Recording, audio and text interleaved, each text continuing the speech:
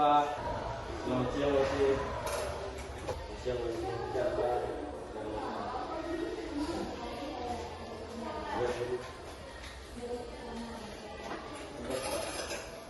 Baik, Basir. Bagaimana kabarmu siang ini? Lumayan baik, Pak. Baik. Kita santai saja dulu ya. Cuaca hari ini cukup panas, jadi ambil waktu sebentar supaya lebih nyaman. Saya ingin memastikan kamu merasa tenang sebelum kita memulai video. Apakah sudah nyaman? Sudah. Kalau begitu, mari kita mulai.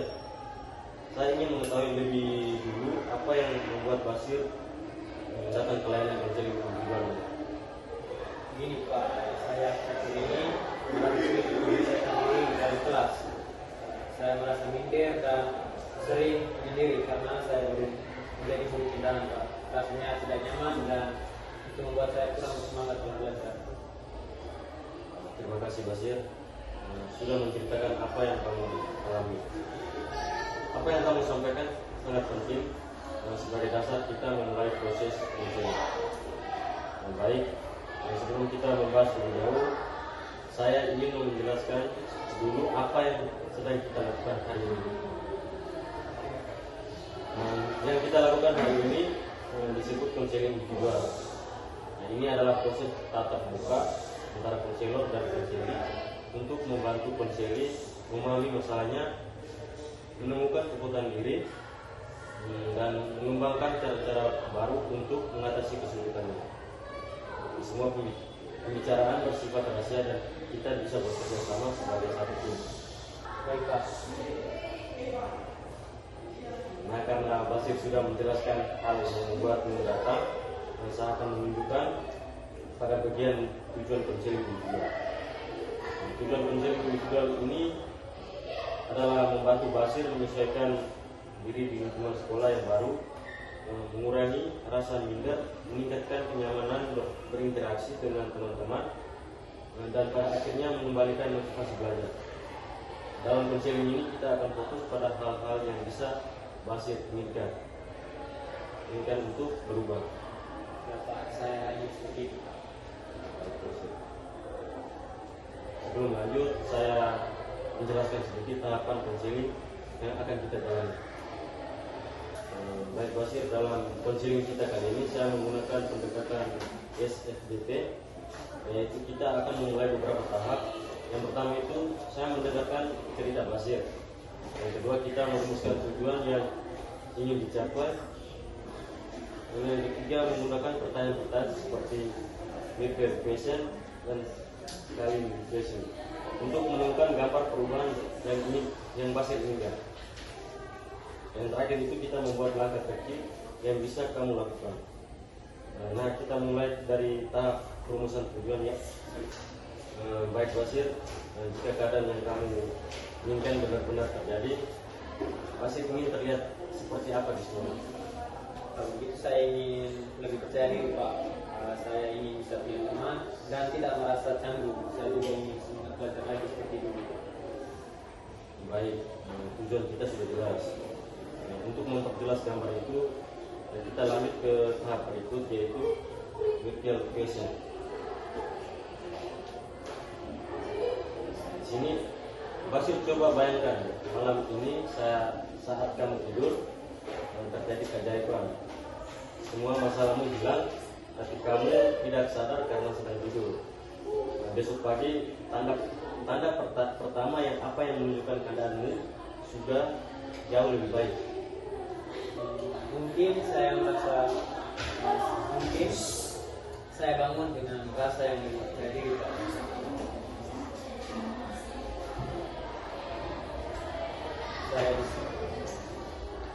Kalau di kelas mungkin saya bisa mulai menyapa teman dan tidak takut ikut kegiatan dalam belajar satu kelompok.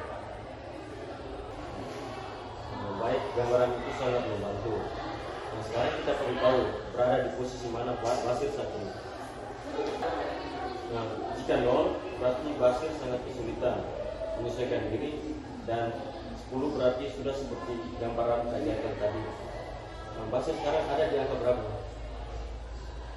Kira-kira saya di angka 3 Pak. Angka 3 ya. Ya Pak. Baik, apa yang sudah Basir lakukan sehingga tidak ada berada di angka 1 atau 2? Karena saya sudah mulai berani bicara dengan dua teman, meskipun pembicaraan kami masih terlihat kaku Pak. Itu menunjukkan kamu sebenarnya sudah bergerak. Nah sekarang mari kita cari momen ketika kamu pernah merasa sedikit lebih baik. Pernahkah ada waktu ketika kamu lebih merasa nyaman di sekolah baru ini? Pernah Pak, waktu ada satu teman yang mengajak ngobrol saat istirahat. Apa yang membuatmu nyaman saat itu?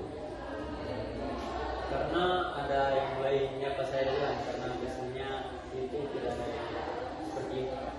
Jadi saya merasa agak senang. Baru itu menunjukkan interaksi kecil yang membuatmu merasa lebih diterima. Nah dari temuan itu kita bisa membuat langkah kecil yang realistis. Nah, menurut Basir, langkah kecil apa yang bisa kamu lakukan minggu ini untuk naik dari angka 3 ke 4? Mungkin saya bisa mencoba mulai menyapa dua teman yang saya kenal dulu Pak. Oh ya bagus. Ada langkah lain? Silakan. Langkah lain mungkin saya akan mencoba ikut ngobrol kalau ada kesempatan.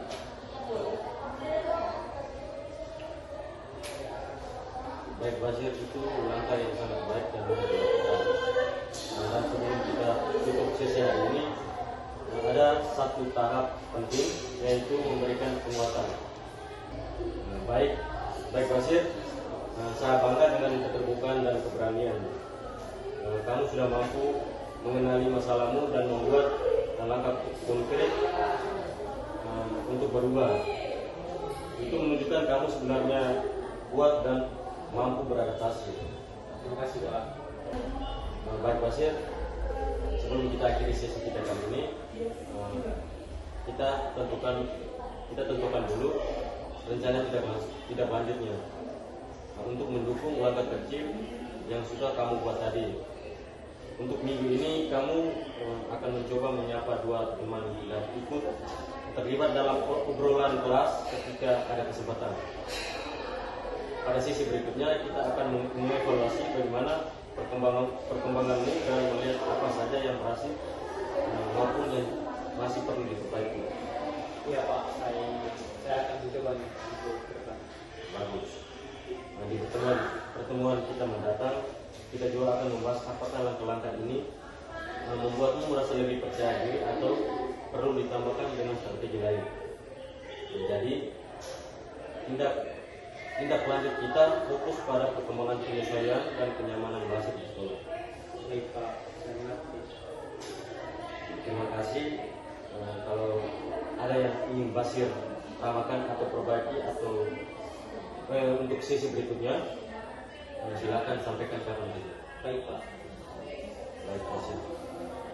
Kita jadwalkan sesi berikutnya di minggu depan pada waktu yang sama. Nanti kita melihat perkembangan dua langkah kecil yang sudah kamu buat. Baik Pak, terima kasih Pak. Sebelum kita mengakhiri sesi, marilah kita berdoa terlebih dahulu ya. Baik Basir, sebelum kita mengakhiri sesi kita kali ini, marilah kita berdoa. Berdoa ya.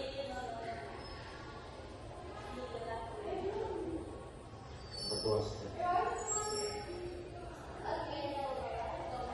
Terima kasih Basir karena sudah datang sampai bertemu di pertemuan